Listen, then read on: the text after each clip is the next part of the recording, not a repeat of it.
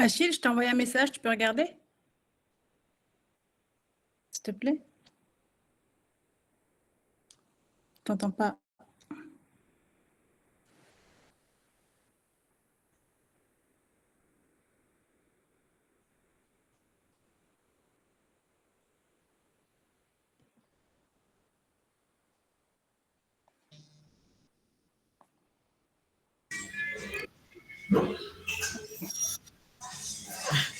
Là, ça bouge maintenant?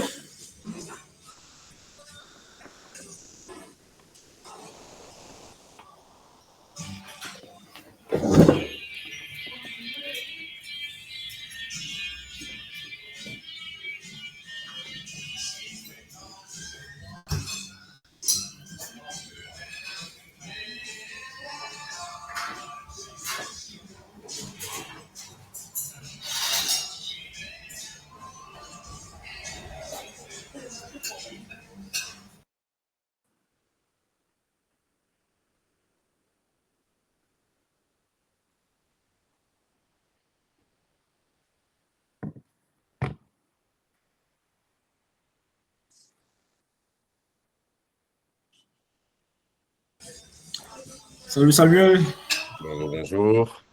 ça va? Très bien. Un peu fatigué, mais ça va. Ah, tu bouges trop, toi. Le week-end a été intense. Ah, j'ai vu ça.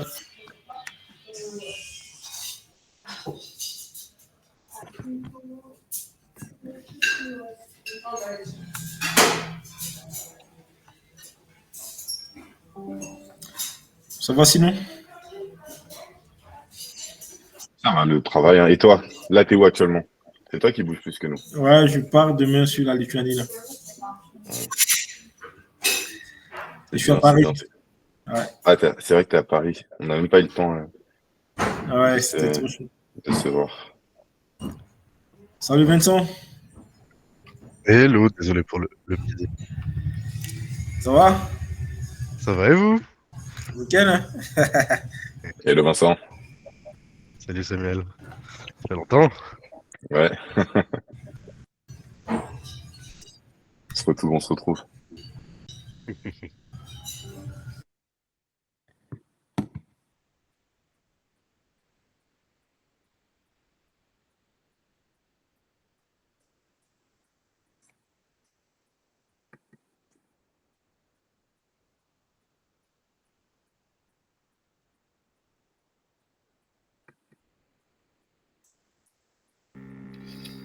Bonsoir tout le monde. Non, je n'ai pas levé tout. Bonsoir Alain, tu m'entends? Salut Alain. Ah oui, c'est bon, je les écoute tout maintenant. Bonsoir Achille. Ouais, Bonsoir les inséparables. salut.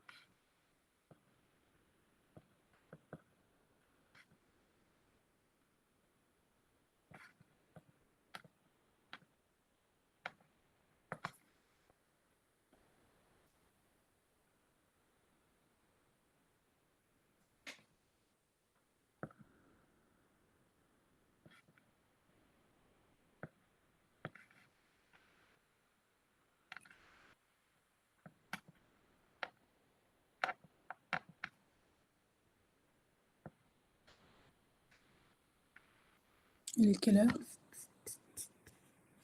Il est 6.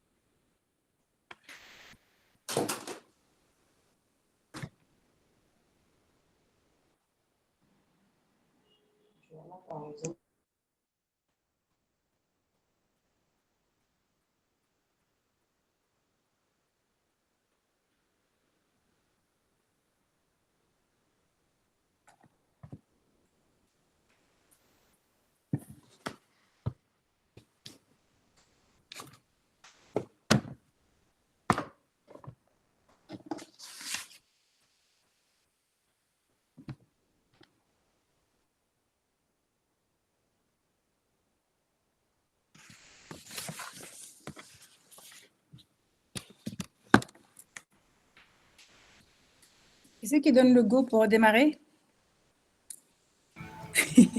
Tu peux go, c'est bon? C'est bon, on peut y aller. J'attends. Hein. C'est bon. Let's go. Alors, bonsoir à tous et bonsoir à toutes. Merci d'avoir pu mobiliser de votre temps ce soir pour parler d'un sujet très important, surtout dans le contexte actuel. Il s'agit de la transition vers une économie bas carbone. On va parler notamment des défis et des opportunités. On se focalisera sur le cas de la Côte d'Ivoire. Donc, pour en parler ce soir avec nous, nous avons 4 experts qui vont nous donner un peu certains éléments qui vont nous permettre de mettre un visage en fait sur cette fameuse transition vers une économie bas carbone, puisqu'on sait encore une fois, c'est un sujet qui fait beaucoup débat et puis justement qui est très important par les temps qui courent. On a avec nous, parmi nos experts, on a monsieur Sylvain Mian, qui est banquier, entrepreneur, et grâce à qui nous sommes là ce soir, puisqu'il est coordonnateur du programme Les Inséparables. Il va nous expliquer en quoi cela consiste et puis nous dire pourquoi c'était important de mettre en place ce débat ce soir. On a avec nous également Samuel Vico, qui est expert en blockchain, qui est podcaster et qui va également nous donner un peu son avis et ses retours sur ce sujet. Avec nous également ce soir Stéphane Boudrandi, qui est cofondateur de Greenskin. Stéphane, bonsoir. Vous allez également bonsoir. Faire partie de nos experts et nous donner un peu des éléments concrets sur cette transition. Et enfin, autre expert avec nous ce soir, c'est Vincent Kata-Chavanda, excusez-moi, il est COO et cofondateur de Érable. Bonsoir Vincent. C'est Ketchavenda, mais je vous en veux pas. J'ai fait du mieux que j'ai pu. Alors, on a aussi parmi nos participants, vous êtes nombreux à nous suivre ce soir, des membres de IC. J'ai vu qu'il y avait Christophe, bien évidemment le président de IC, Achille. Bonsoir à tous et bonsoir à toutes et bienvenue. Et j'espère que ce débat vous apportera beaucoup de réponses sur ce sujet. Alors, on va d'abord commencer par la première question qui est importante ici sur la partie transition. Déjà, pourquoi la transition vers une économie bas carbone est-elle devenue une priorité mondiale dans le contexte que l'on connaît? Et pour en parler, je vais donner la parole à Sylvain Mian, qui a été l'initiateur justement de cette rencontre, et nous dire à peu près pourquoi il estime que c'est important d'en parler ce soir. Bonsoir à tous.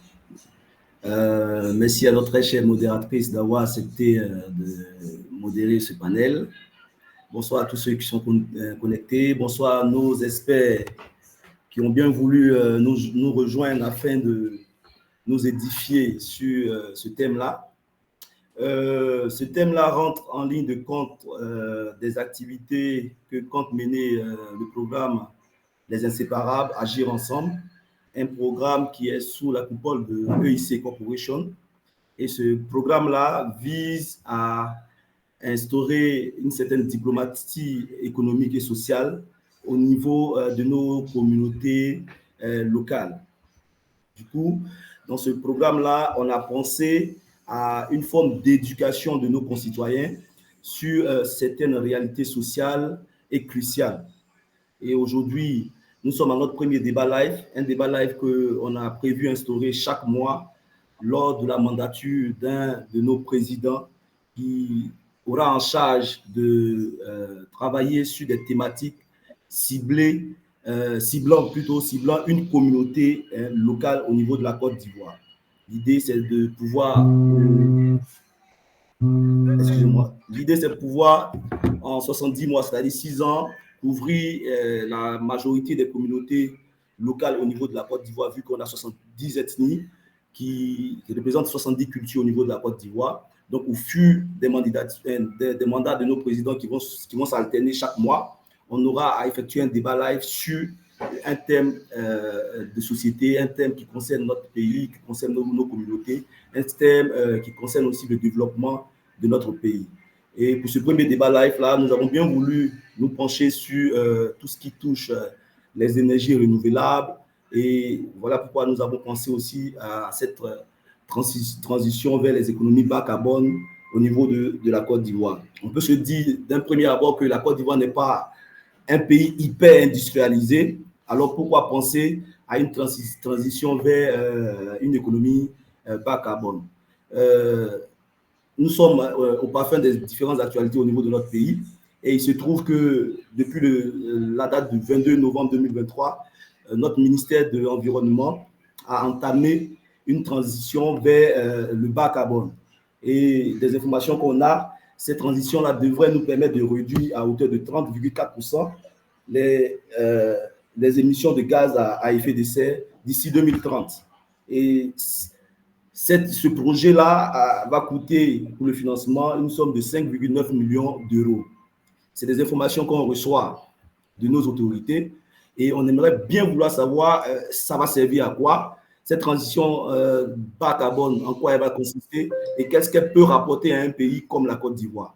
Et c'est en s'interrogeant sur toutes ces réalités-là qu'on a bien voulu associer nos experts afin d'en savoir plus sur ce sujet. Aussi, je dirais personnellement, je suis dans l'exploitation forestière, l'industrie forestière.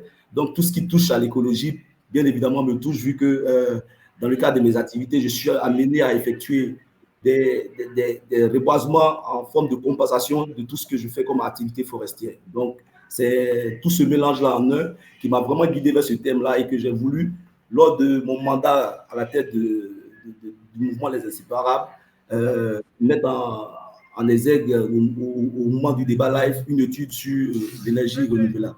Voilà un peu. Alors, merci beaucoup, Sylvain. On comprend, hein, ça vous tient à cœur parce que justement, c'est des sujets dont on parle beaucoup au niveau du gouvernement et voir comment ça va ruisseler jusqu'à arriver au niveau des différentes parties prenantes au niveau du territoire, impliquer les entrepreneurs, les agriculteurs, et les citoyens pour que ça puisse prendre forme. Et c'est pour ça que Inséparable est vraiment très indiqué dans ce cas-là. Et justement, on va mener ce débat en 4 temps, on va dire à peu près, pour pouvoir vraiment brosser le maximum de choses. Donc, on va comprendre les fondements de la transition vers une économie bas carbone, déjà cette base-là. Après, on va aussi analyser les opportunités économiques dans le marché du carbone en Côte d'Ivoire. C'est important puisque là, encore une fois, il y va de l'économie locale. On va également parler de l'innovation technologique comme moteur de développement économique, puisqu'on n'en parle pas souvent, mais c'est lié. Et c'est lié. Il faut vraiment qu'on arrive à maintenant faire le lien entre cette économie-là et l'innovation technologique. Et enfin, les défis, les solutions, forcément, qui disent opportunité, dit également obstacle. Qu'est-ce qui peut porter obstacle à la mise en œuvre des projets à réduction des émissions à effet de serre. Donc, on va commencer par la première partie, justement. Je parlais de comment comprendre les fondements de la transition vers une économie bas carbone. Et la première question qu'on va poser, hein, c'est comment on pourrait définir une économie bas carbone et en quoi cela diffère d'une économie traditionnelle. Parce qu'on en parle beaucoup maintenant, il faut mettre des termes, des mots et faire comprendre aux uns aux autres en quoi cela consiste exactement.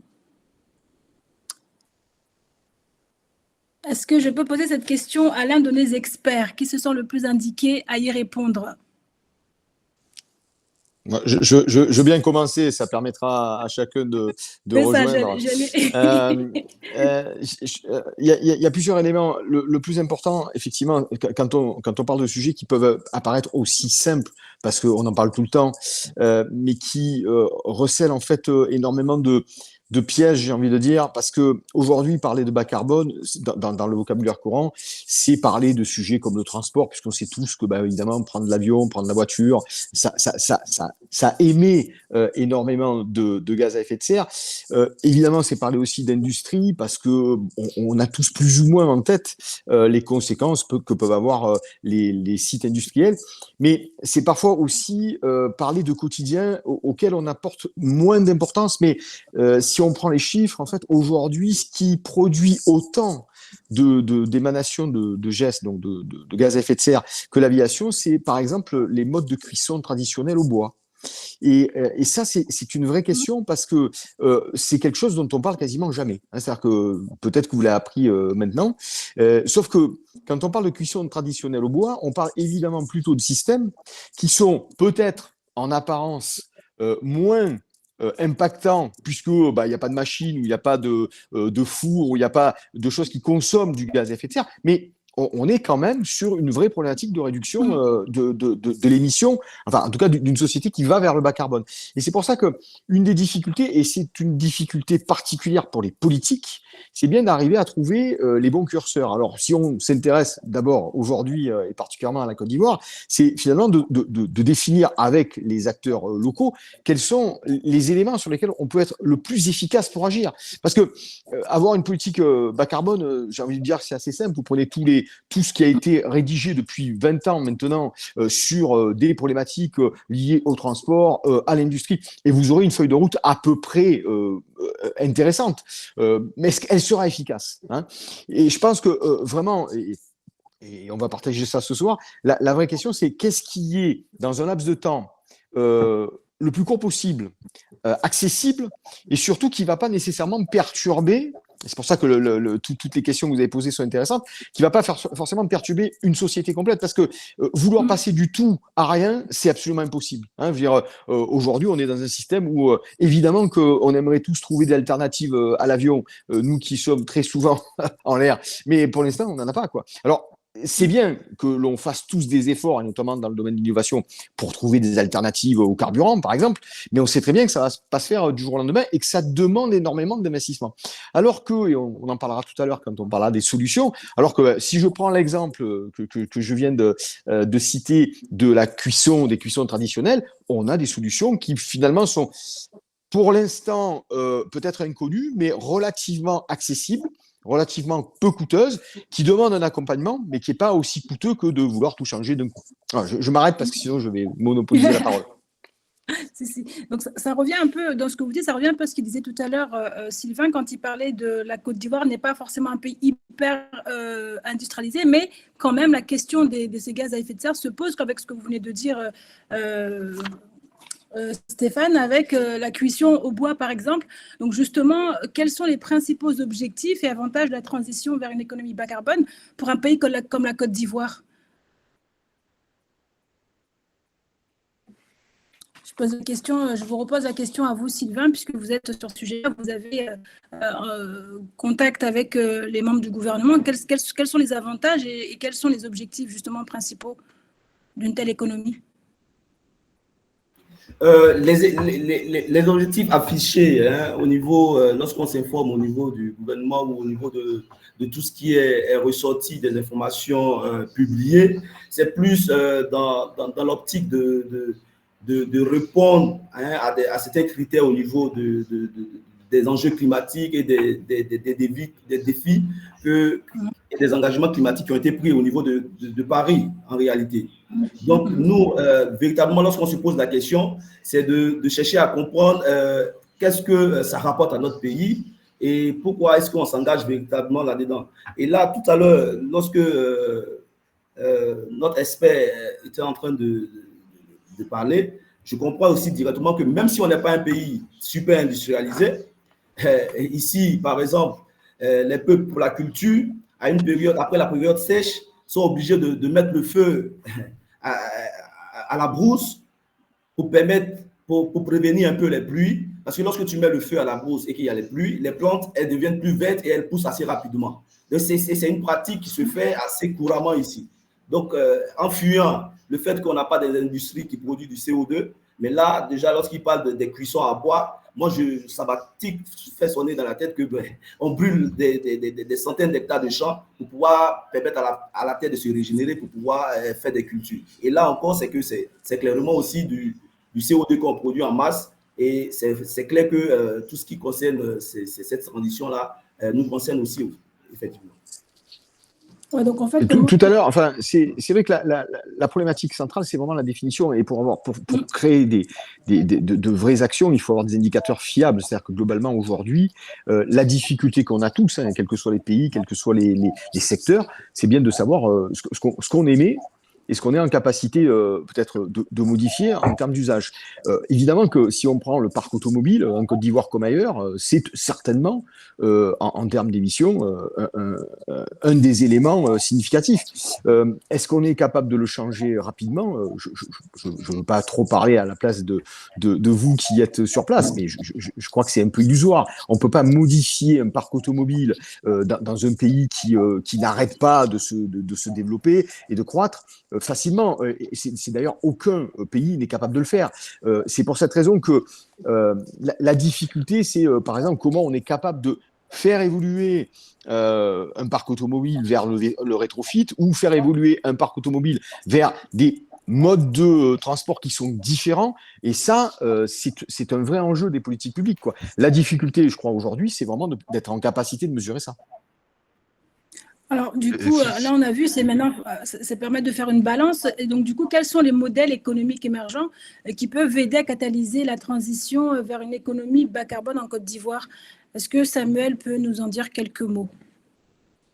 Je ne sais pas si Vincent voulait parler avant. J'ai cru le voir à parler. Ah, ok. Mais je pourrais parler aussi sur ça aussi, mais c'est vrai que moi, je voulais rebondir parce que alors, j'ai pas du tout ma lorgnette Côte d'Ivoire parce que je n'y connais pas grand-chose, je suis pas sur place, mais je vais parler sur ma lorgnette francophone de ce que je vois sur le terrain aujourd'hui en France. Et je pense qu'on a trop tendance à parler d'une économie bas carbone. Le problème d'une économie bas carbone, c'est qu'on prend toujours, on regarde avec un scope ultra réduit les problématiques liées au changement climatique et à la chute de la biodiversité. La réalité, elle est beaucoup plus large que ça. Aujourd'hui, les problématiques liées à l'eau, au stress hydrique, les problématiques liées à la pollution de l'air, et j'en passe, à la pollution des sols, c'est aussi des choses qui doivent rentrer dans l'équation. Et je trouve que c'est toujours un peu facile de dire on veut aller vers une économie bas carbone parce que en fait, on oublie plein de paramètres à les prendre en compte. Et dans les modèles économiques qu'on abordera avec Samuel après, on va oublier de prendre certaines problématiques en considération, sachant que la problématique de l'eau est tout autant, si ce n'est plus importante, que la problématique du carbone. Et on est qu'au tout début de voir les impacts que ça va avoir. Déjà en France, on est en stress hydrique et contrainte dès le mois de mars dans pas mal de régions en France, et c'est pas du tout anodin. On a des nappes phréatiques qui se vident et ça rend difficile et ça change l'agriculture aussi localement. Donc je n'ose même pas imaginer en Côte d'Ivoire ce que ça peut avoir comme impact. Et je voulais juste revenir sur un point qui est pour moi une économie bas carbone plus globalement. Elle doit prendre en considération à tout prix et je vais citer Kate Rathworth qui a fait l'économie du donut, qui a théorisé ça. L'anneau intérieur, d'abord, avant de penser à l'environnement, il faut atteindre les besoins sociaux minimaux pour garantir une bonne qualité de vie aux citoyens. Donc c'est la nourriture, l'eau, l'éducation, la santé. Si on n'a pas ça, c'est illusoire que de se dire qu'on va réussir à faire transiter tout le monde et faire changer des comportements à grande échelle. Et après, évidemment, l'anneau extérieur, lui, va symboliser les limites écologiques, limites planétaires, qui là inclut le carbone, mais il y en a 7 autres. Donc là, c'est vraiment prendre merci en compte beaucoup, les réalités locales, en fait, pour vraiment adapter ces réalités locales à ce besoin, en fait, d'aligner les politiques publiques avec cette transition bas carbone. Oui, donc je reviens à Samuel pour notre question sur les... Et merci beaucoup, Vincent, d'avoir introduit parfaitement aussi le sujet que je voulais aborder, c'est qu'effectivement, avant de parler d'économie bas carbone, il faut parler d'économie. Moi, j'ai tendance à être... moi, je suis assez franc-parler. Hein. Mon objectif, c'est qu'on puisse avoir un débat qui va être constructif, un débat qui va faire avancer un peu les choses. Le tout, c'est qu'aujourd'hui, on entend souvent parler d'économie bas carbone, mais du Nord qui impose des restrictions vers le Sud. Sachant qu'aujourd'hui, si on fait le constat simplement de l'impact carbone qu'a ces économies-là par rapport à celles du Sud, c'est dérisoire. Donc, sur cette partie-là, moi, je serais tenté de dire, OK, il y a un point qui a été théorisé, je vais rechercher le nom de ce scientifique, mais j'ai perdu son nom, où il parlait que l'Europe a une dette écologique envers les pays l'Occident plus exactement, a une dette écologique envers les pays du Sud.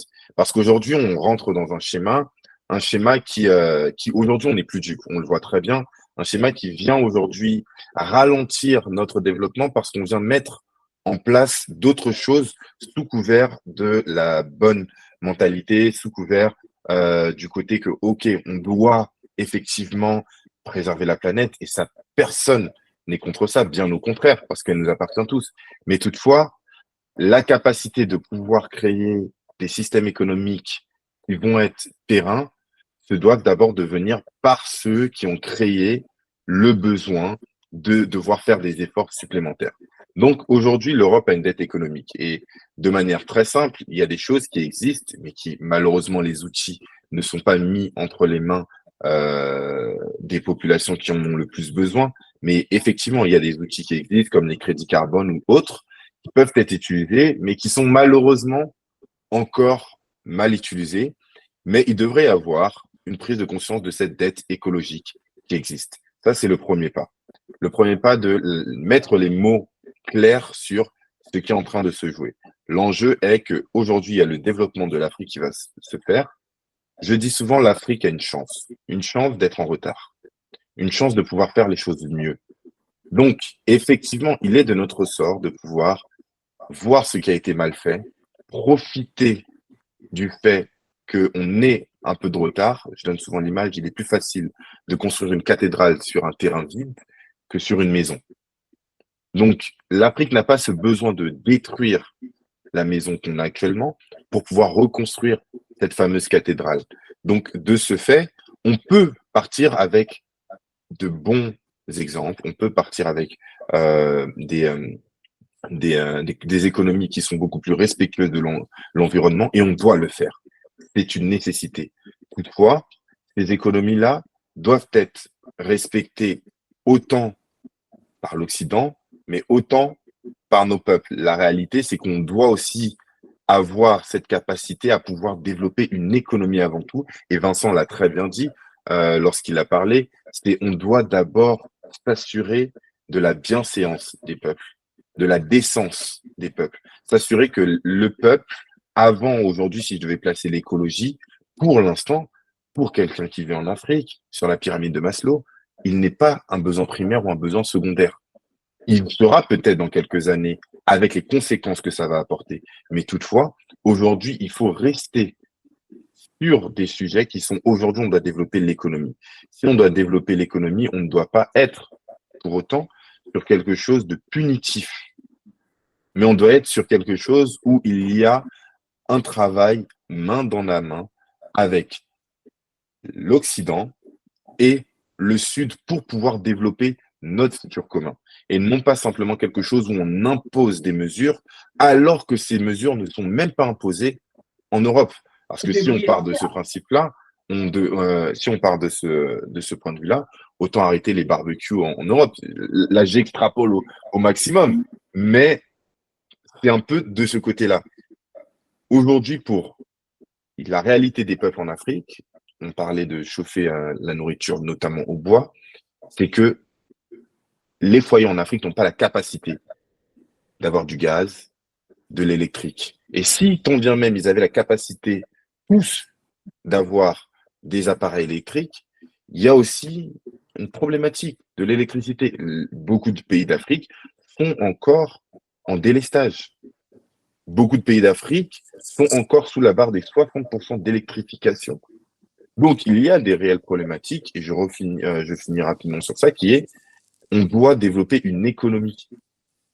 Et oui, on a la chance d'être en retard, et donc développer une économie plus verte dès le départ, et ce sera mieux, au moins ça ne permettra pas d'être obligé de faire une transition économique, mais on doit développer une économie avant tout. Ouais, donc là, ce qui revient... J'apporte un petit complément parce que je trouve c'est évidemment très intéressant c'est là que toute la difficulté que nous avons tous, c'est d'être le plus en amont possible sur les décisions et particulièrement au fait des innovations technologiques. Et c'est vrai que lorsque je parlais de la cuisine au bois, et l'exemple de barbecue est un vrai exemple, c'est qu'aujourd'hui, effectivement, dans un certain nombre de pays, on a troqué, si je puis dire, la cuisine traditionnelle au bois. Aujourd'hui, ça correspond à environ 900 millions de personnes, la cuisine au bois. Donc, c'est assez considérable, on va dire, c'est un septième de la population mondiale. Mais il ne s'agit pas pour autant de passer à des économies, à des modes de fonctionnement qui sont carbonés, justement. Et un des enjeux de l'innovation et de tout ce qui peut être fait dans des environnements où on a la possibilité d'avoir des vraies alternatives au carbone, c'est justement de ne pas troquer le bois pour du pétrole ou de l'électricité faite avec des gaz à effet de serre, mais bien par d'autres systèmes. Et c'est vrai que, et là, les échanges qu'on a le démontrent, on a aussi un autre enjeu, c'est celui d'être finalement, j'ai envie de dire de manière assez familière, à la page des innovations technologiques. Alors aujourd'hui, je vous donne un tout petit exemple qui n'est absolument pas le modèle à développer, mais aujourd'hui, on sait faire cuire des aliments grâce à des fours solaires qui sont faits de manière relativement simple, avec souvent des matériaux qui sont accessibles, recyclés, et qui fonctionnent très bien. Alors évidemment que faire cuire ces aliments en Savoie, il y a des où on ne pourra pas le faire, quoi. En revanche, peut-être que imaginer mettre en place des filières entières de fabrication d'outils du quotidien qui sont accessibles et surtout utiles, pour rebondir à ce que disait Vincent. Oui, évidemment, il faut d'abord s'intéresser aux gens. C'est bien tout l'enjeu des politiques publiques. Mais ça, peut-être que ça vaut le coup. Attends, avec toujours des précautions, c'est que il n'y a jamais une seule solution, on le sait tous. Il y a tout un panel de solutions qui doivent être complémentaires, mais avec deux enjeux: définir les choses le plus précisément possible et ensuite être le plus en connaissance de ce qui peut être fait. Nous, dans notre société, on fait de la R&D, évidemment, dans ce domaine. On identifie toutes les semaines des innovations. Alors, vous savez que l'innovation, c'est quand l'inventeur rencontre l'industriel, donc ça veut dire que tout n'est pas innovation. Il y a plein de bonnes idées, mais qu'on ne pourra jamais mettre en œuvre, ne serait-ce que parce qu'on n'a pas les matériaux nécessaires en quantité suffisante. Mais néanmoins, aujourd'hui, il y a de vrais efforts qui doivent être faits. Et pour connaître très très bien cette partie de l'Afrique et y avoir passé du temps et enseigné, je pense que là, tout est disponible pour cela. Et ça, c'est un vrai enjeu. Et je rejoins complètement ce que disait Samuel sur le fait que, on doit absolument pas attendre que d'autres décident à notre place, quoi. Ça, c'est certain.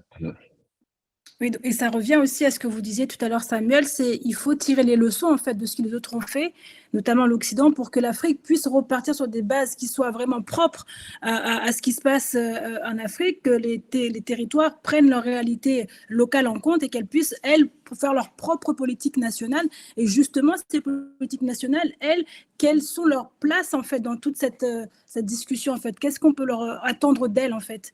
Est-ce que c'est aux acteurs locaux d'envoyer les messages? Est-ce que c'est d'attendre que ça vienne? Parce qu'à un moment donné, il faut peut-être aussi que les uns et les autres prennent des initiatives. De mon analyse personnelle et de l'étude un peu des sociétés qui ont pu avoir une croissance assez rapide, assez importante, on a notamment le miracle sud-coréen.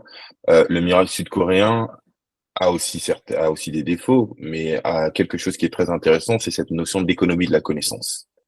Aujourd'hui, je pense que au-delà, maintenant qu'on a fait le constat qu'il faut une économie, il y a aussi une force qui est la connaissance et le partage des savoirs et des connaissances.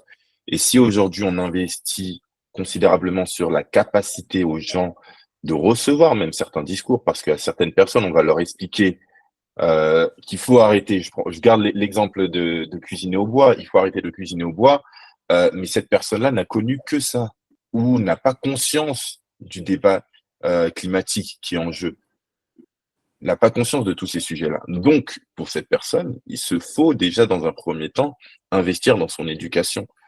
Et c'est sur cette base-là qu'on pourra construire déjà quelque chose d'assez solide. Et c'est, je pense, sur cette base-là qu'arrivera surtout l'innovation.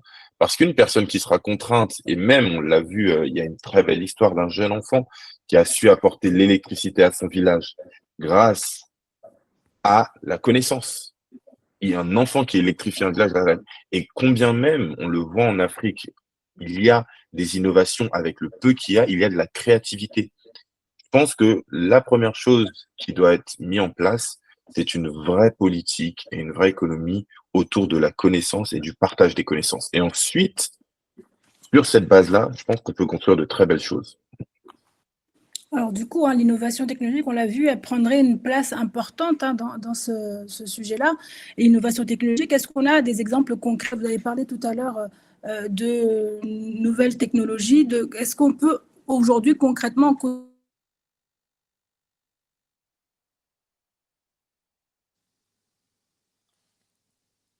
Alors, est-ce que c'est moi qui ai bugué ou c'est... Non, je crois qu'il y a plus de son. Il n'y a plus de son, tout à fait.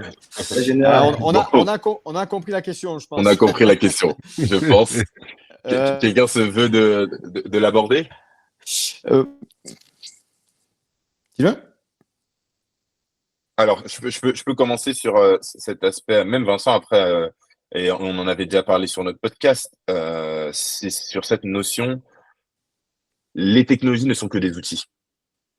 Tant qu'il n'y a pas de volonté humaine, volonté personnelle, volonté politique ou volonté liée à toutes ces choses-là, tant bien mal on aura envie de faire des choses, on pourra créer des innovations. La blockchain ne fait pas le café. L'intelligence artificielle ne va pas créer un arbre. Elle peut le créer de manière digitale, mais elle ne créera pas un arbre dans la vie réelle. Donc, toutes ces choses-là doivent être supportées par des volontés réelles. Et effectivement, oui, sinon, la technologie est un effet de levier. La technologie est un moyen qui va nous permettre d'accélérer. Et Vincent peut nous parler parce que je pense qu'il a, un nombre de technologies qu'il voit passer devant lui ou des idées d'innovation qu'il a même pu financer.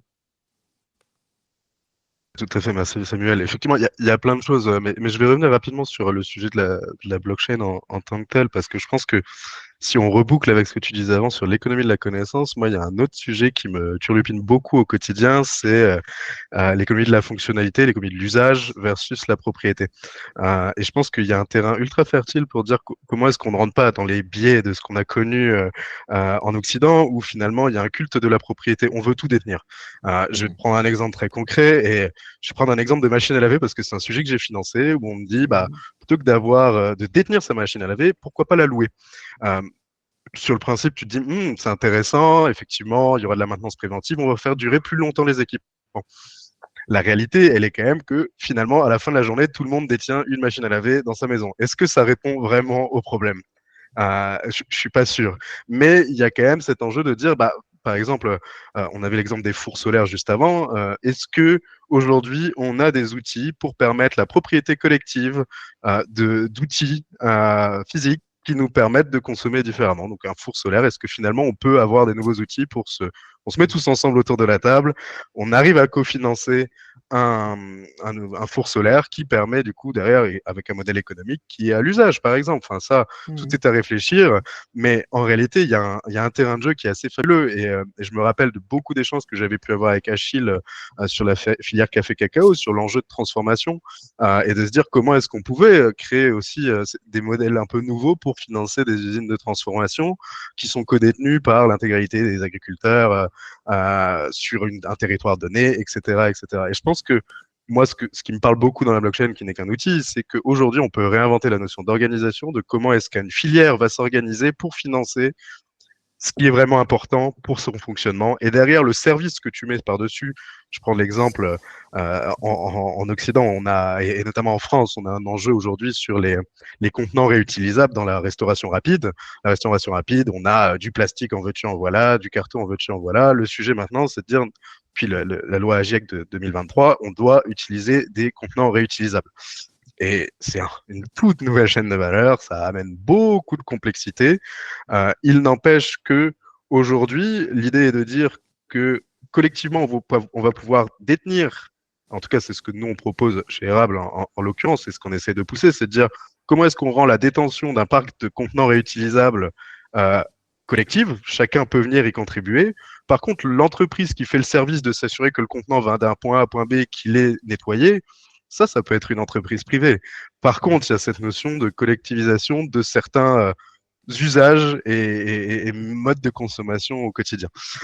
Après, pour revenir sur ta question, Samuel, moi, je m'intéresse de plus en plus à tout ce qui va être nature-based solutions. Donc, vraiment, j'ai entendu des écosystèmes forestiers avant, il y a plein de choses autour de ça.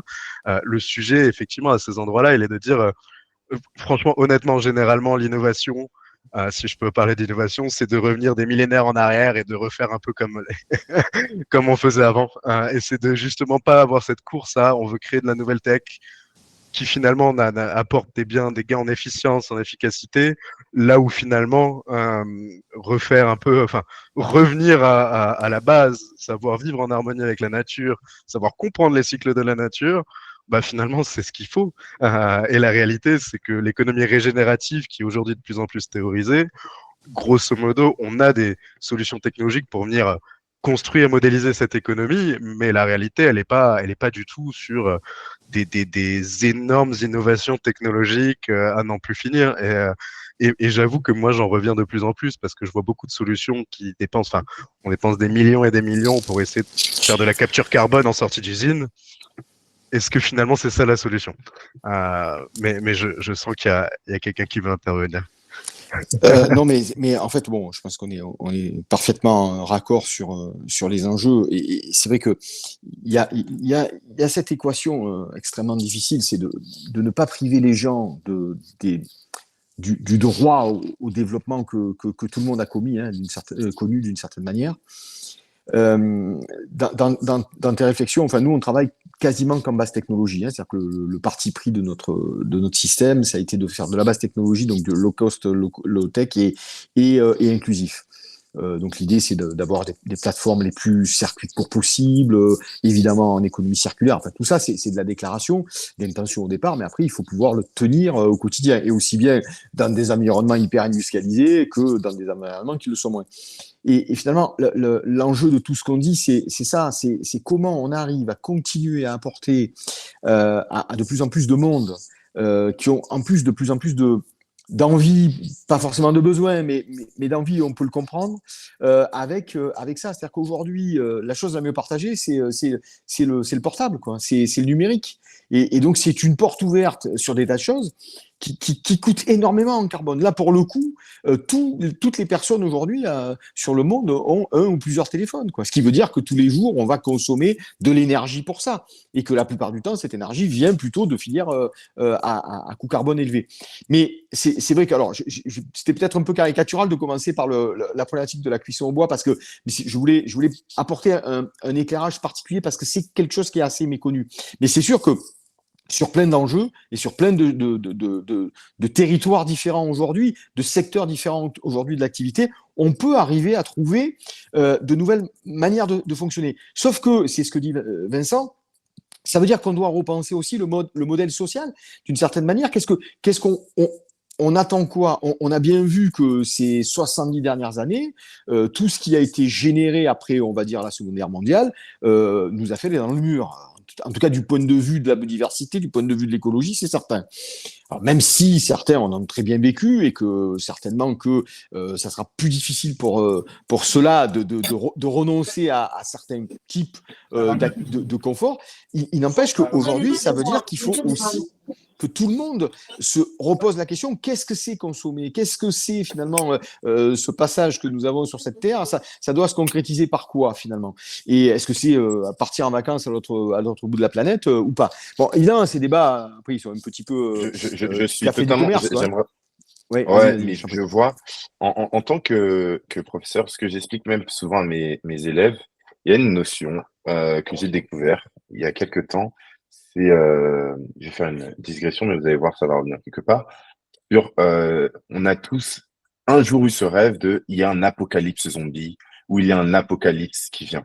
En fait, c'est juste une manière de notre cerveau de ne pas prendre la charge et de se dire qu'il va se passer quelque chose et que ce qu'il va se passer va mettre à plat un peu tous les problèmes qu'on a et on devra passer dans un autre mode où on n'a pas ces problèmes-là. Et cette chose-là se retrouve exactement dans notre économie actuelle. Aujourd'hui, dans notre économie actuelle, on a tellement fait des choses où on veut penser à la place des autres, on veut faire à la place des autres, on veut créer à la place des autres et on veut dicter aux autres ce qu'ils ont à faire, qu'aujourd'hui, tout le monde est venu dans une passivité.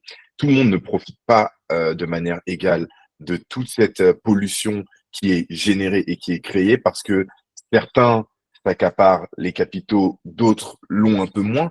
Et même si on n'en parle pas autant, il y a toujours un peu cette lutte des classes qui continue à l'être sous couvert un peu de la consommation, sous couvert un peu de développement des pays. Mais dans tous les pays, on l'a vu en France pendant quelques temps, il y a eu les gilets jaunes. Et aujourd'hui, ça fait que tout le monde se retrouve dans un schéma où ils veulent que l'innovation, ils veulent que la solution vienne d'autre part que de leur effort personnel. Et je pense qu'il est important de redonner à l'individu des moyens pour qu'il puisse faire des efforts personnels. La technologie, en mettant en fait sous le couvert de la technologie le fait que la solution viendra d'innovation technologique, on se dit qu'un jour, quelqu'un créera quelque chose qui va nous sauver et qui va faire qu'on va garder nos mauvaises habitudes, mais qu'on sera sauvé. Et ça, malheureusement, jusqu'à preuve du contraire, ce n'est que fabulation, ce n'est qu'utopie, et ça n'existera pas. La réalité sera qu'il y aura des petites innovations qui vont nous permettre de faire des choses, mais il devra aussi y avoir des innovations humaines et des changements de comportement qui devront ensemble faire donc un effet de levier grâce aux technologies pour pouvoir changer le monde.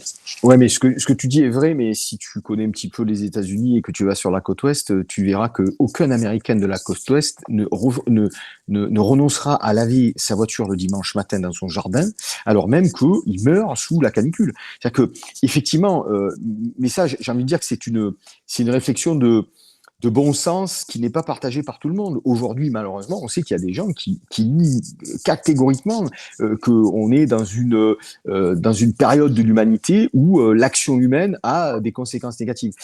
Et c'est pour ça que la grosse difficulté, mais la prise de conscience individuelle que tu appelles, je pense qu'on est un certain nombre à vouloir la partager.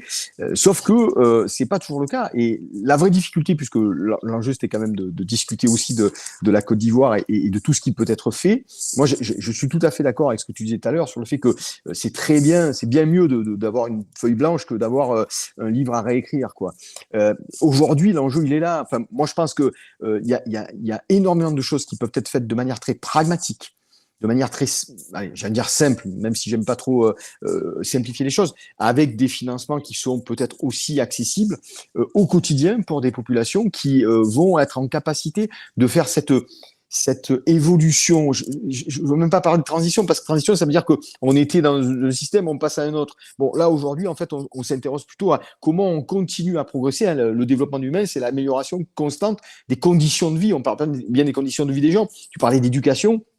Vincent aussi tout à l'heure, évidemment, c'est ça qui compte. Hein. Avoir agriculture, énergie, éducation. Oui, un triptyque indiscutable, indissociable.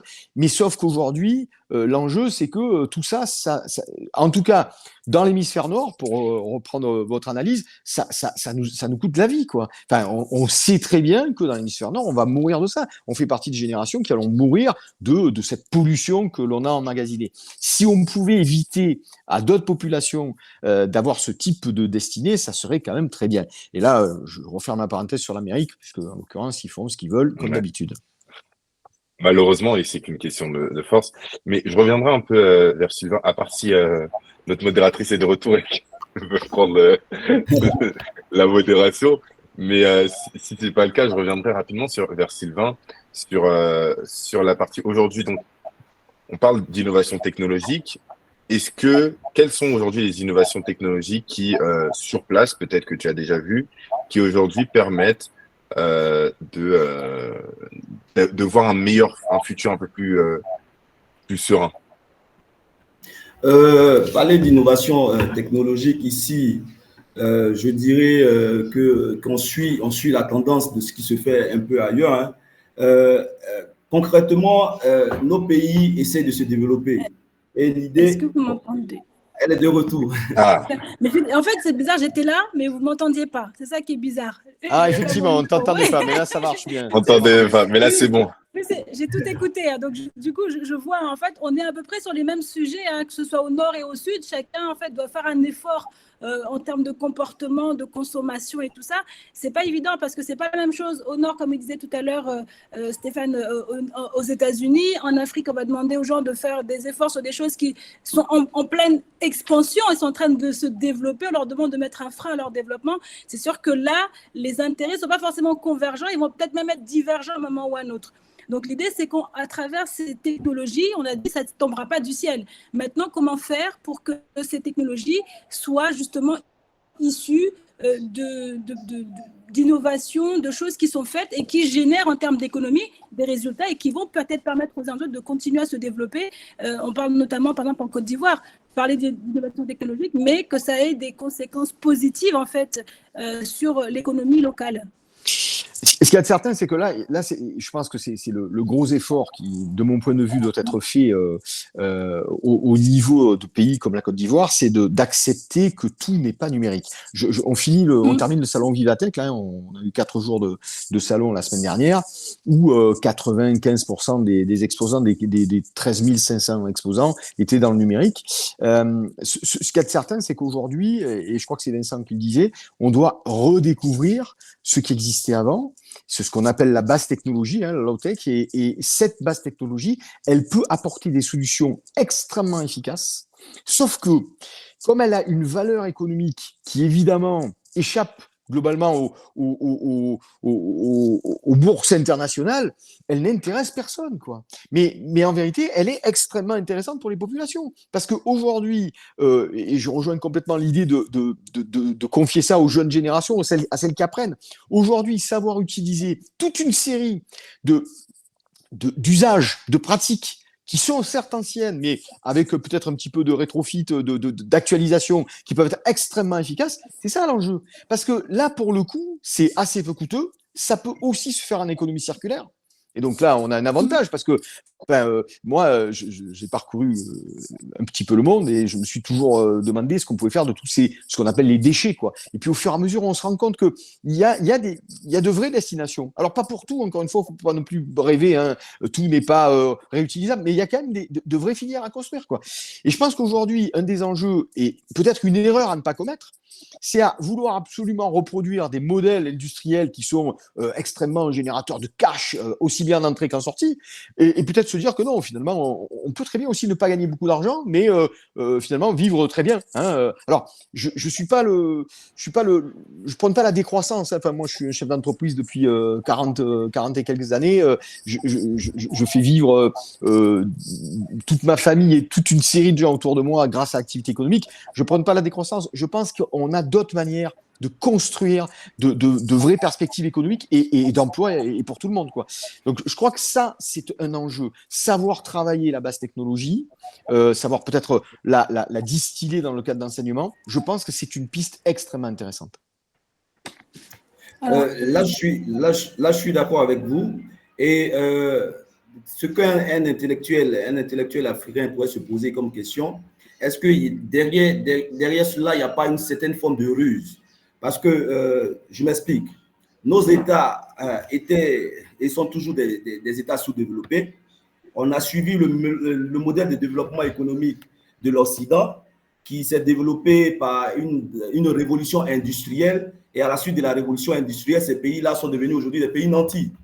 Ce modèle-là, on l'a appris à l'école, on l'a suivi, nos parents l'ont appris à l'école, on l'a suivi. Aujourd'hui, au moment où on nous dit que l'Afrique est ce continent de l'avenir, on revient changer les paradigmes pour nous dire arrêtez.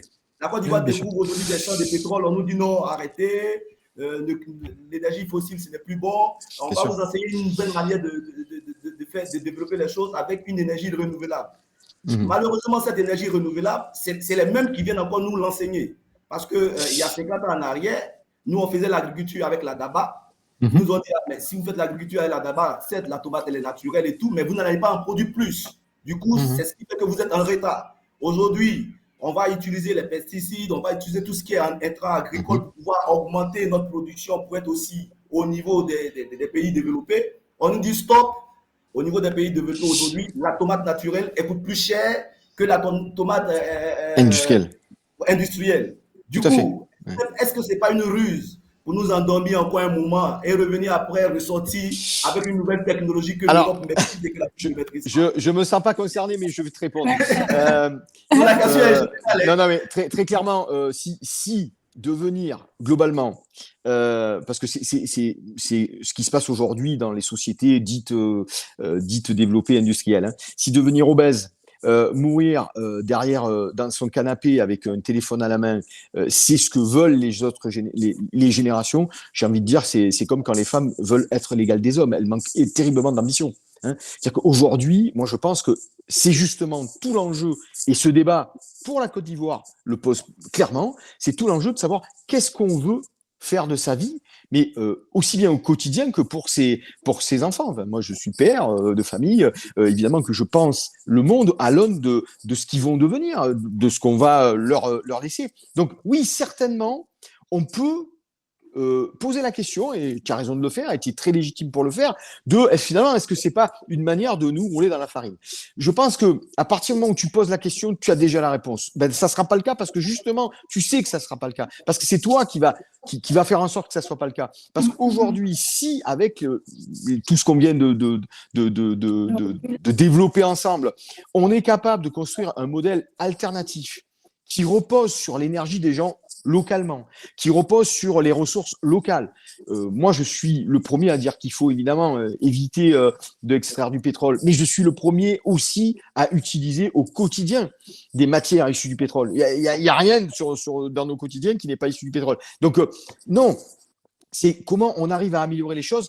Effectivement, peut-être à petits pas, mais je considère que j'ai 55 ans, donc j'ai un petit peu d'expérience, que le monde dans lequel moi j'ai grandi, c'est pas un monde fabuleux, quoi. Hein. Je veux dire, c'est un monde qui nous a tués à petit feu. Et quand tu vois encore une fois le nombre de personnes qui meurent dans des conditions de vie qui sont absolument déplorables parce qu'ils bouffent n'importe quoi, parce qu'ils se sont empoisonnés en faisant de l'agriculture, je trouve pas que ce soit quelque chose qu'on puisse partager avec les autres, quoi.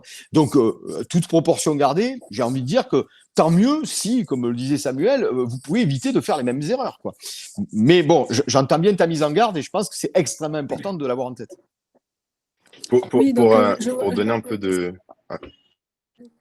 Sylvain a posé une question très légitime, donc je reviendrai vers vous, Samuel, justement. C'est comment faire en sorte que ce besoin des populations de se développer, d'évoluer, le fait de mettre au centre l'humain, parce que c'est de ça qu'il est question, parce qu'on ne peut pas parler d'une économie si elle ne profite pas aux locaux. Donc, en fait, comment faire? Et justement, avec tous ces impératifs qui sont imposés au niveau international, au niveau de l'Occident, avec ce modèle qui peut-être doit être d'être freiné en Occident, mais qui n'est pas forcément adapté à ce que les Ivoiriens veulent, en fait. Donc, il y a encore une fois aujourd'hui plein de paramètres à mettre en face à face et voir lesquels, en fait, seront les plus adaptés et qui produiront les meilleurs effets, en fait, quelque part. C'est ça l'objectif même. C'est comment faire avec tout ce qu'on a et tout mettre dans un check-up et ressortir la bonne solution. Est-ce qu'il y en a vraiment? Est-ce qu'il y a une solution? Il y a des solutions? Est-ce qu'il y a des pistes, justement? Et qu'est-ce qu'elles génèrent en termes d'emploi, en termes de flux financiers? Et c'est ça aussi qu'il faut regarder, je pense. Hein. Samuel. J'aurais pas la prétention de dire que je connais la solution.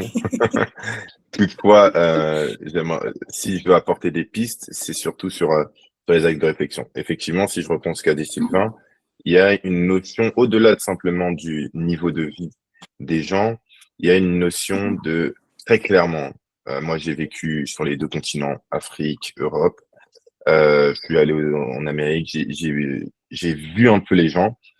Il y a une grande différence. L'économie nous permet aussi des choses qui vont un peu plus loin. L'économie nous permet aussi la capacité de rêver. Et la capacité de rêver d'un Européen est bien plus grande que la capacité de rêver d'un Africain. Parce que beaucoup de personnes ne voient que ce qu'ils ont devant eux. Et leur capacité à pouvoir aller beaucoup plus loin dépend aussi de leur opportunités économiques qu'ils peuvent avoir. Donc, les opportunités économiques qui sont données, on ne met pas, bien sûr, aujourd'hui, on ne met pas certains en disant que ce sont eux les problèmes ou quoi que ce soit, mais les opportunités économiques qui sont amenées sont une réalité qui vont permettre aux gens de pouvoir se projeter et d'aller beaucoup plus loin. Aujourd'hui, on voit même, on en avait parlé, j'en parle souvent, c'est cette notion de l'Afrique perd les plus grands entrepreneurs, des hommes, des femmes qui font des levées de fonds dans leur village, qui entreprennent un parcours de vie, mais en tant qu'entrepreneur, on dit que la vie est dure, mais je pense que les personnes qui traversent le désert, qui parfois même ne savent pas nager, mais qui traversent la Manche sur des embarcations, là, on est en train de perdre des esprits entrepreneuriaux. On est en train de perdre parfois même des gens qui auront cette capacité, s'ils avaient de la connaissance, s'ils avaient le bon moyen, auraient pu être des problème solvers, des personnes qui solvent ça. Mais au final, ces personnes-là sont simplement vues comme des nuisibles pour l'Europe, parce que ces personnes-là n'ont pas d'avenir. Donc, je pense que dans un avenir commun, parce qu'aujourd'hui, l'avenir de l'Europe est aussi lié à celui de l'Afrique, mais il n'est pas lié à celui de « je dois trouver une solution pour l'Afrique ». Non, il est lié à potentiellement « je peux essayer d'équiper, je peux essayer d'être un facilitateur ». Il est aussi du ressort des populations, parce que malheureusement, les politiques ont une manière de voir les choses qui sont parfois très, très, très, très, très loin de la population qui, dans le discours commun, ne souhaite même pas ce qui est fait par les politiques. Et les Français, on le voit depuis des années, je pense que la place de la République est le siège de toutes les manifestations possibles et imaginables. Je ne sais pas s'il y a déjà eu un week-end, moi je n'ai jamais vu un seul week-end où la place de la République n'avait pas de manifestation, quelle qu'elle soit. Donc, je pense qu'il y a cette notion aussi de se rejoindre, donc de rejoindre l'économie, de faire en sorte que l'économie puisse se développer, de faire en sorte que le Nord et le Sud puissent travailler ensemble et non pas simplement l'un vers l'autre ou l'un pour l'autre ou l'un parce que l'autre a dit, mais plutôt que les deux puissent ensemble mettre en place, je pense, une charte, quelque chose qui régit cette notion de dette écologique sur laquelle on pourra financer des projets, qu'on pourra financer de la connaissance. Et cette connaissance sera, je pense, une base sur laquelle on pourra bâtir un futur meilleur et on pourra poser la question que vous me posez à des personnes qui seront, je pense, plus à même d'y répondre que moi. Donc, ce fameux partenariat gagnant-gagnant entre le Nord et le Sud, hein, beaucoup en parlent et je pense que c'est vers ça qu'il faudrait tendre pour qu'on puisse apporter les réponses adéquates. Donc, Sylvain, oui, donc les opportunités, on en a parlé aujourd'hui, elles sont réelles ou elles sont, on les attend, ou alors aujourd'hui le gouvernement est conscient de ça et les propose sur le terrain? Sylvain? Oui, je ne vais pas me faire le défenseur du gouvernement ou me mettre dans une posture d'opposant. Mais je dirais plutôt que de ce qui est fait, nous sommes conscients du fait que notre gouvernement a pris des engagements climatiques au niveau international, a ratifié certains accords et donc fait tout pour que ces accords-là puissent être à respecter, lui, ses engagements vis-à-vis des accords signés. Là, je parlais d'entrée de jeu de l'accord de Paris au niveau climatique. Et c'est suite à la signature de ces accords-là qu'on a décidé de faire notre transition bas carbone au niveau de la Côte d'Ivoire. Et cette transition est accompagnée par l'Union européenne et tout. Donc, je dirais que de façon palpable, la transition, comment elle est matérialisée, lorsqu'on prend les documents qui régissent l'accord et la décision de partir vers la transition bas carbone, on n'a pas d'éléments factuels. Aujourd'hui, ce qu'on nous dit, c'est juste qu'on lance l'opération pour faire un sondage, pour recueillir des informations et après mettre en place, définir ce qu'il y a lieu de faire véritablement. Aujourd'hui, je rejoins un peu l'ensemble des dits de nos panélistes, nos experts. Il est vrai qu'on ne veut pas refaire les mêmes erreurs que l'Occident a faites, mais on a péché de quelque chose, moi je peux dire. On a péché de quoi? C'est qu'on avait notre mode à nous de fonctionner au niveau africain, au niveau ivoirien, si je prends le plan local, qui faisait que notre mode de vie ne polluait pas beaucoup. Si on avait maintenu ce mode de vie-là durant et on avait capitalisé là-dessus, c'est sûr qu'aujourd'hui, la question n'allait pas se poser. Lorsque l'Occident vient vers nous pour nous demander de revenir au bas carbone, on va se dire, mais nous, c'est ce qu'on a toujours fait, c'est dans cela qu'on baigne depuis toujours. Mais sauf qu'on est en train de... Les paradigmes ont changé. Tous les jeunes intellectuels qui sont allés à l'école à l'Occident ont appris comment l'Occident se développe. Ceux qui sont allés en Chine ont vu comment la Chine s'est développée. Les portables que nous utilisons ne viennent pas d'ici, ils viennent de là-bas. Nous sommes les plus gros consommateurs. Aujourd'hui, on a des intellectuels qui se sont formés, qui sont revenus. Ils trouvent un peu des gisements de pétrole un peu partout dans l'Afrique. Chacun se dit, mais je vais me baser sur ces intellectuels-là pour lancer le développement du continent, lancer le développement de nos pays. Donc, il y a peut-être deux écoles, je dirais. L'école de ceux-là, de ces jeunes Africains, ces jeunes intellectuels qui veulent vraiment révolutionner les choses, faire bouger les choses en Afrique, en se disant, on crée un gros marché en Afrique, on industrialise nos États et on essaie de booster la consommation locale. Pourquoi pas demain essayer même de dompter le marché international, le marché mondial. Il y a cette école-là. Et en même temps, il y a l'école de ceux de nos gouvernants qui sont là et qui doivent respecter certains engagements qu'ils ont pris vis-à-vis de l'Occident à travers les traités et les accords qu'ils ont signés. Donc, il y a les deux paradigmes qui sont là. Donc, on essaie de véritablement nager dans les deux cas. Si on revient à tout ce qui est bas carbone, aujourd'hui, vous verrez simplement qu'il y a des mesures d'incitation. Par exemple, au niveau du secteur financier, il y a des banques aujourd'hui qui sont en train de revoir tout le process de sorte à ce que la RSE soit prise en compte. Donc, aujourd'hui, avant de financer un projet, ils vont vous demander est-ce que votre projet-là, il va plus dans le sens écologique, dans le respect de l'environnement et tout, avant de vous encourager. Et c'est des mesures qui doivent véritablement booster notre transition vers véritablement le bas carbone. Et je reviens toujours sur ce que je dis. C'est que si on va vers le bas carbone, qu'est-ce que nous, véritablement, ce qu'on veut savoir, qu'est-ce que ça nous rapporte mondialement? Parce qu'on ne regarde plus ce que ça nous rapporte localement. Localement, ça va nous rapporter, mais si ça nous rapporte localement, pourquoi on reste encore dans nos cases? Et que l'Occident nous... Parce qu'aujourd'hui, tout ce qui est transition, tout ce qui est modèle économique a été déjà pensé et réfléchi en haut de l'autre côté.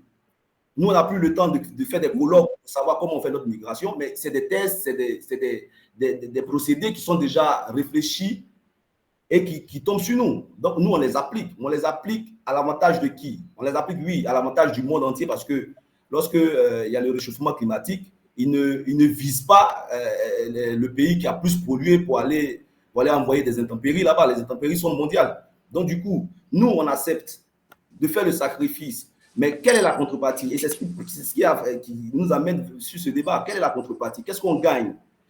Oui, mais ce que tu décris, ça rejoint complètement le rêve de Samuel. Hein. C'est que quelque part, on sait bien qu'on est dans un monde qui a d'une fragilité extrême liée à des conséquences humaines qui sont indéniables. En fait, la vraie question, c'est que effectivement, selon le modèle traditionnel, globalement, aujourd'hui, la Côte d'Ivoire est un des pays qui offre le plus d'opportunités industrielles en Afrique, qui a un système d'éducation et un niveau d'enseignement supérieur qui permet de tout concevoir. Mais véritablement, est-ce qu'un pays aujourd'hui est capable de maîtriser seul la fabrication d'automobiles? Est-ce qu'un pays est capable de maîtriser seul la fabrication de téléphones, d'ordinateurs, des choses comme ça? Aujourd'hui, on sait très bien que le marché, il est complètement captif de groupes qui dépassent mais largement en puissance des pays, quels que soient les pays d'ailleurs. Et finalement, ce qui nous reste, c'est la portion congrue, c'est-à-dire que ce sur quoi on a de vraies marges de manœuvre. Mais ça concerne aussi bien la France, qui est un tout petit pays, moins de 1% de la population du monde et moins de 1% du territoire mondial, et qui a une grande gueule par rapport à ce qu'on représente en termes d'effectifs, mais il n'empêche que ça concerne tout le monde. Aujourd'hui, on voit bien que les équilibres économiques, géostratégiques se partagent entre quelques acteurs, 2 ou 3, en fonction des échiquiers, ou 4. Bon. Donc finalement, qu'est-ce qui reste véritablement? Est-ce que c'est pas plus intéressant de construire sur 2 ou 3 générations un monde où finalement il fait bon vivre, mais peut-être effectivement restant captif, parce que de toute manière, il y a peu de chances qu'on ne le soit pas, d'autres acteurs avec qui il sera peut-être plus facile de négocier quand on a l'assiette pleine que quand on a l'assiette vide, ou qu'on est dépendant de leur bon vouloir pour avoir à manger. Moi, je trouve qu'aujourd'hui, il y a des tas de pistes qui sont ouvertes. En France, pour prendre aussi un territoire que je connais assez bien, il y a une vraie réflexion sur l'alimentation, une réflexion sur à la fois l'autonomie alimentaire, mais aussi la qualité alimentaire. Ça, ce sont des schémas sur lesquels je pense que votre pays a énormément de marge de manœuvre. C'est ce que disait tout à l'heure Samuel, c'est-à-dire que évitons de refaire les mêmes erreurs. Encore une fois, je crois que c'est Vincent qui le disait, alimentation premièrement, énergie deuxièmement et enseignement troisièmement. Sur l'alimentation, je pense, pour connaître le territoire, qu'il y a de vraies marges de manœuvre. Et encore une fois, avec des modèles qui sont peut-être effectivement, qui peuvent peut-être apparaître un peu archaïques, mais qui ne le sont pas du tout en vérité sur le terrain, une fois qu'on sait le faire. On parle de permaculture, on parle de choses comme ça, qui sont quand même des choses qui ont fait leurs preuves par ailleurs. Et en termes d'énergie, on est sur un territoire qui est extrêmement ensoleillé. Aujourd'hui, on sait faire de l'énergie à bas coût, à la fois financier et carbone, avec le soleil. Enfin, il y a énormément de capacités. Alors, il ne faut pas non plus rêver à un monde idyllique, mais entre les deux, entre les zombies de tout à l'heure et le monde idyllique, je pense qu'il y a de vraies capacités à faire des choses. Mais après, on est bien d'accord que ça ne veut pas dire que demain, la Côte d'Ivoire sera capable d'avoir un constructeur automobile, un constructeur de numérique ou un constructeur de fusées pour aller dans l'espace. Je crois que ça, c'est vrai pour beaucoup de pays. La plupart, d'ailleurs, parce que les exemples qu'on prend, c'est quoi? C'est la Chine, c'est l'Inde, c'est la Russie, ce sont les États-Unis. Il y a finalement assez peu d'autres exemples autour de nous.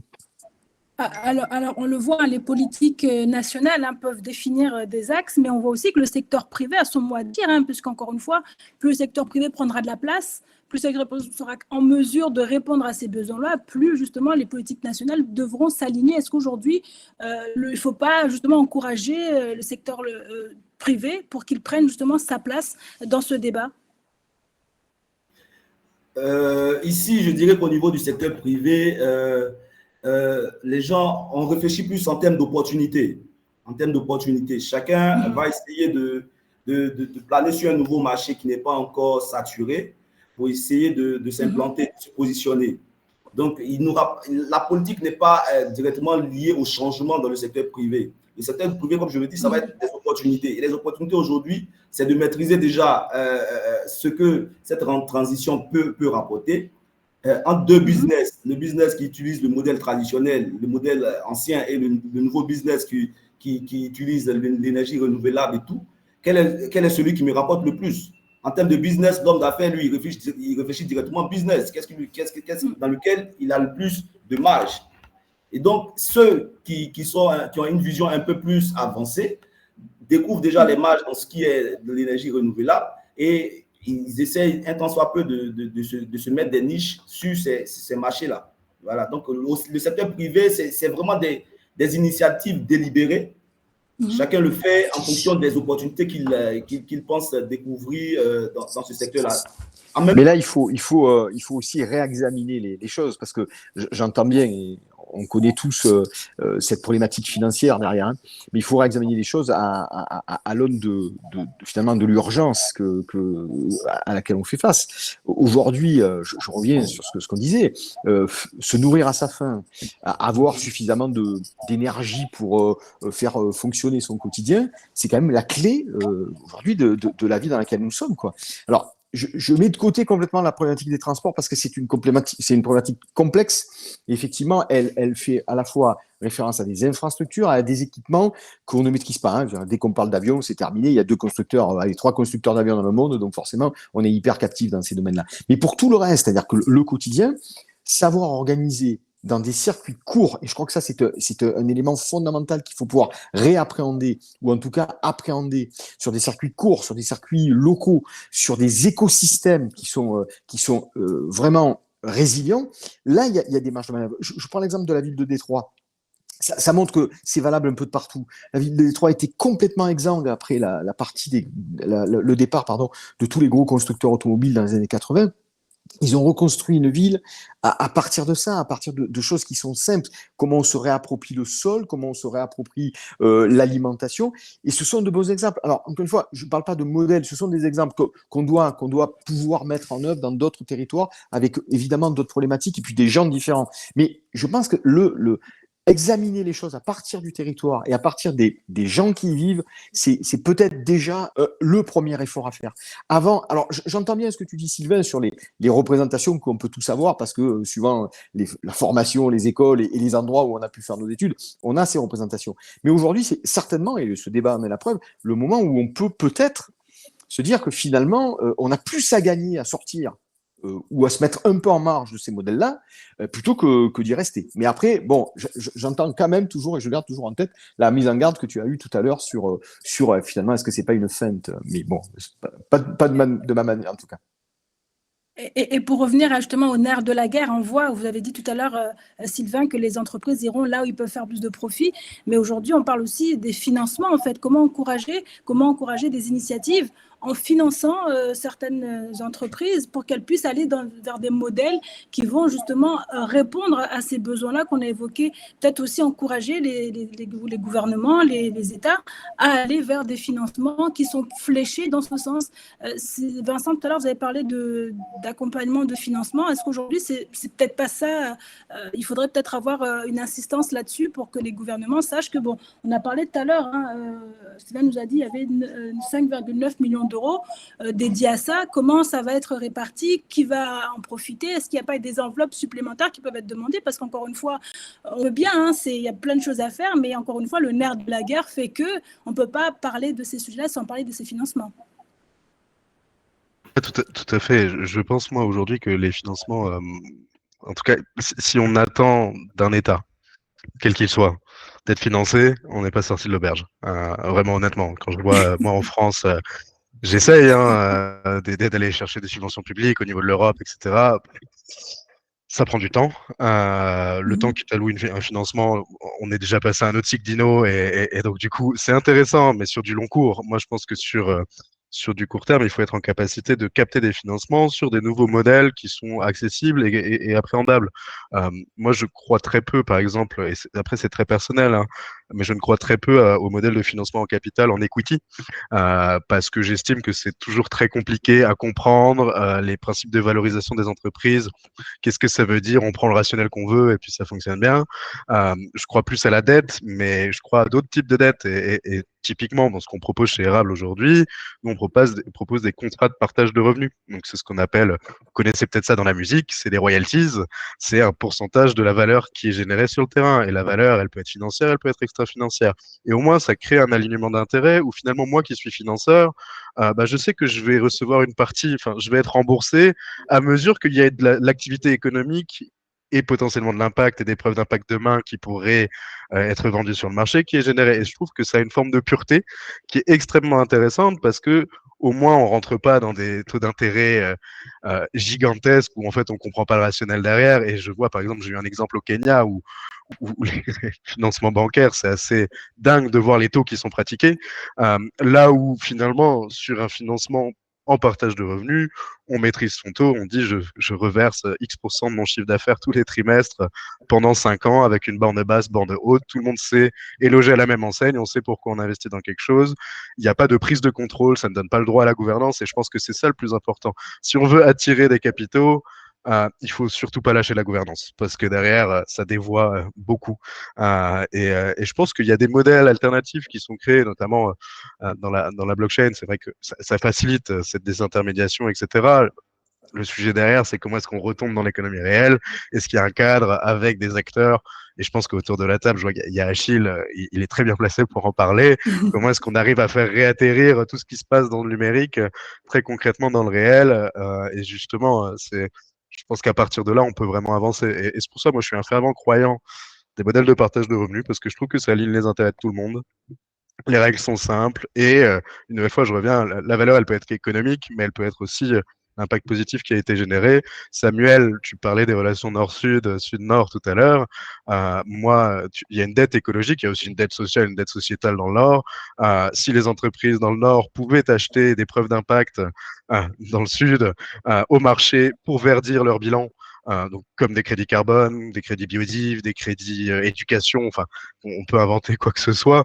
Si ces marchés-là se créent, je pense qu'il y a vraiment un intérêt. Je suis pas pour l'hyper-financiarisation de l'impact, hein, bien loin de là, mais j'estime que c'est une des manières de réussir à créer un alignement d'intérêt où finalement les grandes entreprises dans le Nord vont financer les entreprises qui sont sur en Côte d'Ivoire par exemple, tant d'un point de vue économique que d'un point de vue je finance parce que vous avez eu un impact positif et aujourd'hui malheureusement les crédits carbone globalement c'est un peu le principe est beau. Est-ce que dans la réalité on est vraiment à l'objectif? Je pense qu'il y a tellement de choses encore à faire à cet endroit-là et plein de pays pourraient en profiter très très largement en tout cas.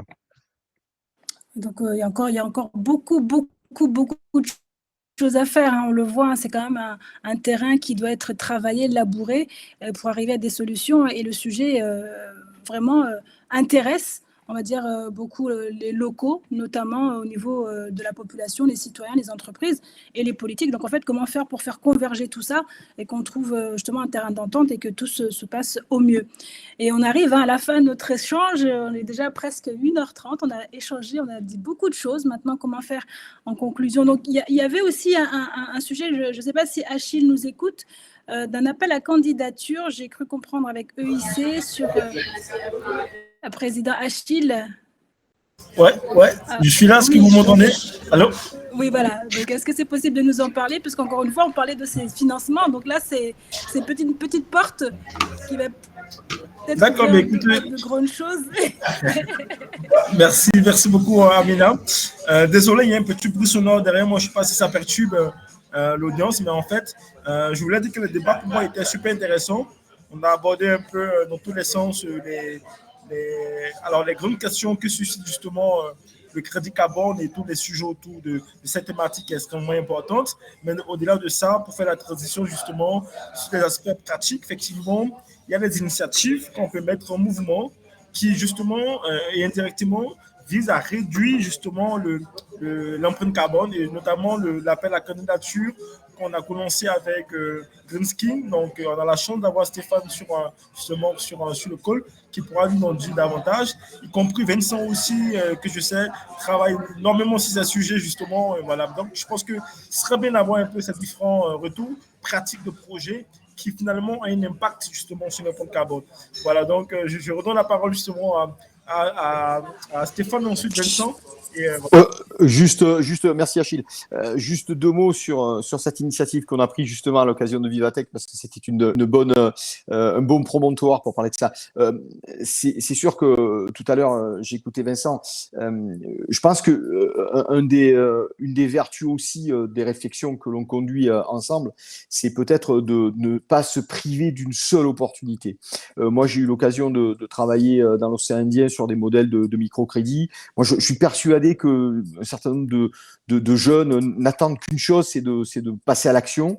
Et dans ce domaine qui nous préoccupe, hein, c'était l'objet de ce débat, il y a beaucoup d'initiatives à prendre. Alors, certes, et je comprends ce que disait Sylvain, c'est pas le modèle dominant, on est d'accord. Certes, c'est pas le modèle de multinationale qui nous a peut-être tous fait rêver à une époque avant même que Apple et Google existent. Mais enfin, moi, je me souviens avoir eu l'image de Rockefeller qui était parti en commençant à vendre des poulets à Washington et qui a fini évidemment multimilliardaire dans le pétrole. Personnellement, c'est quelque chose qui pour moi aujourd'hui est complètement obsolète. Par contre, voir des jeunes se lancer, prendre des initiatives et puis finalement avoir un impact immédiat, direct dans l'endroit où ils vivent, je pense que c'est aussi un bon exemple. C'est aussi une bonne initiative. Je ne pense pas qu'il faille forcément la mettre au même niveau que le reste, on est d'accord, mais c'est peut-être aussi une autre manière de construire l'économie de demain avec des gens qui seront peut-être aussi beaucoup plus concernés par ce qu'ils font. Et c'est vrai que nous, on a volontairement mis en place un système qui on fabrique de l'innovation, hein, basse technologie. J'insiste bien parce que quand on parle d'innovation, on parle toujours, on pense toujours justement très haute technologie, machine à millions d'euros. Nous, c'est pas du tout ça. Nous, ce qu'on veut, c'est construire des plateformes qui construisent des panneaux végétalisés parce que c'est une des meilleures manières aujourd'hui de faire de la climatisation naturelle avec zéro impact carbone une fois qu'on a fabriqué.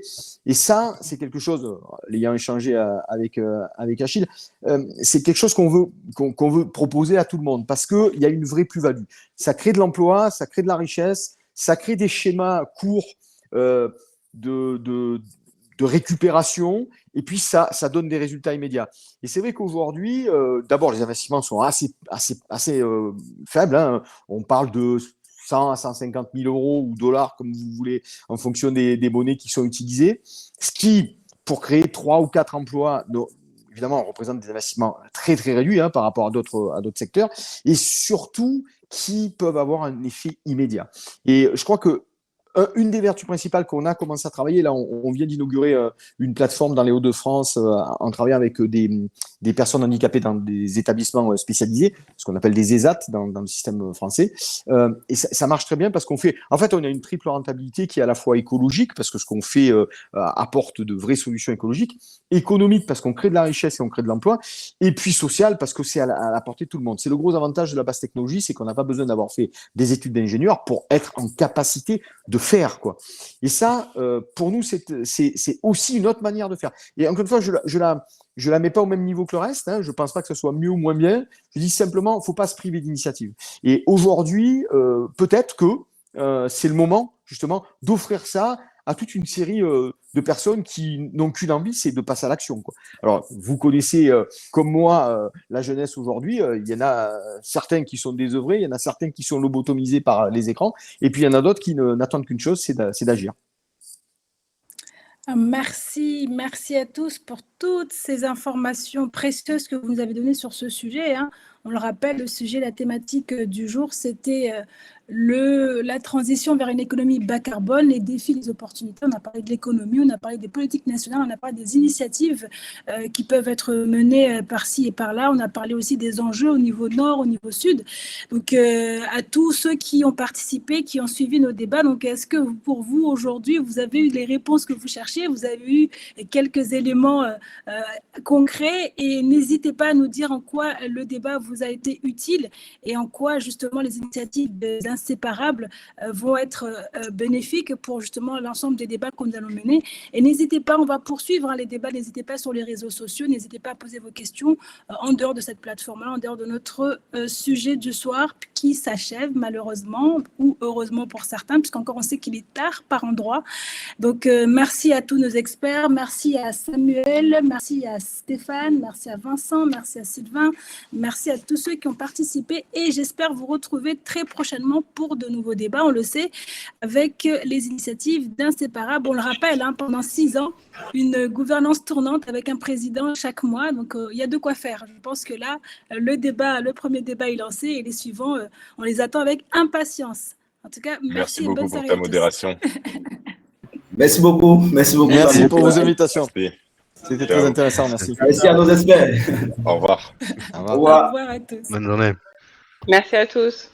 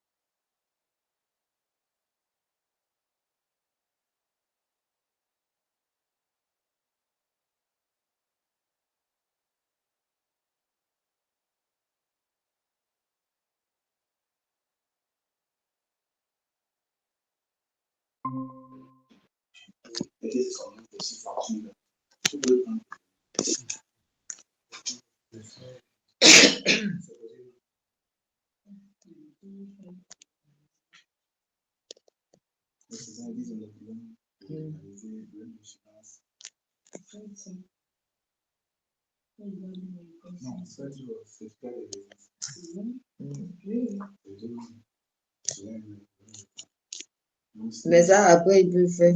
Au moins, on aura rempli la fiche d'engagement. Et puis,